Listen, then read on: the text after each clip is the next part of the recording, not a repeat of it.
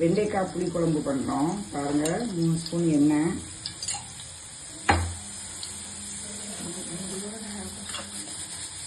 கடுகு, வெந்தயம், பச்சை மிளகாய்,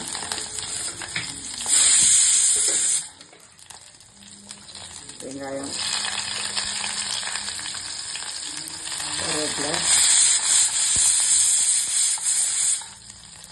வெண்டைக்காய் நல்லா வாஷ் பண்ணி வச்ச வெண்டைக்காய்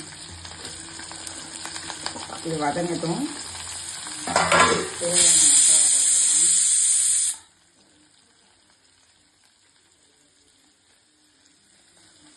தக்காளி இது ஒரு ஆளுக்கு தான். எங்கள் அக்கா வந்திருக்காங்க, அவங்க நான்வெஜ் சாப்பிட மாட்டாங்க. அதனால வெண்டைக்காய் புளி குழம்பு, 2 தக்காளி, ஒரு அரை நெல்லிக்காய் சைஸ் புளி, தனியா பொடி 1 ஸ்பூன் போடுவோம், நிறச்சி 1 ஸ்பூன், தனி மிளகாய், அரைச்சி வச்ச விழுது பாருங்கள், புளி, தக்காளி அதையும் போடலாம்.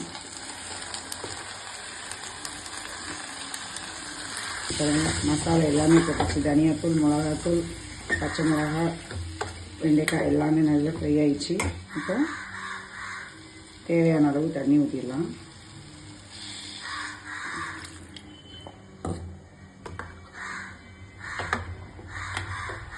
அவ்வளோதான். இதை ஒரு 10 மினிட்ஸ் நல்லா கொதிக்க விட்டுட்டு எடுத்து பரிமாறினா சூப்பரான வெண்டைக்காய் புளி குழம்பு